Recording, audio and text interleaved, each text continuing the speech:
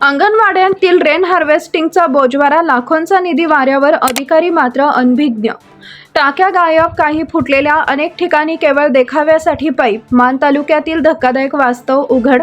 मान तालुक्यातील अंगणवाड्यांमध्ये सक्षम अंगणवाडी योजनेअंतर्गत बसवण्यात आलेल्या रेन हार्वेस्टिंग यंत्रणांच्या कामकाजावर गंभीर प्रश्नचिन्ह निर्माण झाले आहे. जलसंधारण, पावसाच्या पाण्याचा पुनर्वापर आणि लहान मुलांमध्ये पाणी संवर्धनाची जाणीव निर्माण करण्याच्या उद्देशानं शासनानं लाखो रुपयांचा निधी खर्च करून ही योजना राबवली. मात्र प्रत्यक्षात अनेक ठिकाणी ही यंत्रणा अतांत्रिक, अपूर्ण आणि निकृष्ट दर्जाची असल्याचं वास्तव समोर आलंय. विशेष म्हणजे संबंधित ठेकेदारानं काम पूर्ण केल्यानंतर या यंत्रणांची प्रत्यक्ष पाहणी एकात्मिक बाल विकास प्रकल्प कार्यालयातील अधिकाऱ्यांनी किंवा पर्यवेक्षकांनी केली होती का, असा प्रश्न उपस्थित होतोय. कारण सुरुवातीला सर्व यंत्रणा व्यवस्थित कार्यरत असल्याचा दावा संबंधित विभागांकडून करण्यात आला. मात्र प्रत्यक्ष अंगणवाड्यांमध्ये जाऊन वस्तुस्थिती अधिकाऱ्यांच्या निदर्शनास आणून दिल्यानंतर कार्यालयातील कर्मचारी देखील गोंधळून गेले. त्यानंतर एकात्मिक बाल विकास प्रकल्प अधिकाऱ्यांनी तातडीनं यंत्रणांची तपासणी करण्याचे आदेश दिले. रेन हार्वेस्टिंग योजनेचा मुख्य उद्देश अंगणवाडीच्या छतावर पडणारे पावसाचं पाणी गोळा करून ते साठवण टाकीत जमा करणे आणि त्या पाण्याचा वापर अंगणवाडीतील परसबाग, वृक्षारोपण तसेच इतर उपयुक्त कामांसाठी करणे हा होता. यासोबतच लहान मुलांना पाण्याचे महत्त्व आणि जलसंधारणाची माहिती प्रत्यक्ष कृतीतून मिळावी हा देखील उद्देश होता.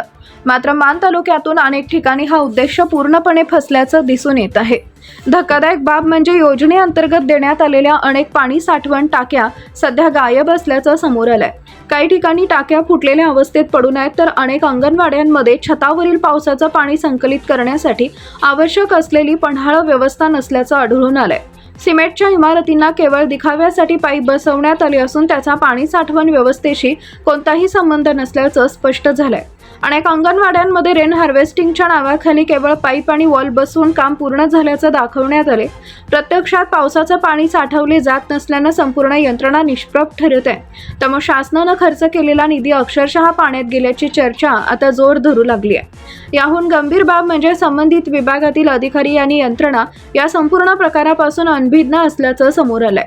ज्या योजनेवर लाखो रुपयांचा खर्च करण्यात आला त्या योजनेची कार्यक्षमता तपासण्यासाठी संबंधित अधिकाऱ्यांनी प्रत्यक्ष स्थळ भेट दिली का, कामाची गुणवत्ता तपासली का, याबाबत आता प्रश्न उपस्थित होत आहेत.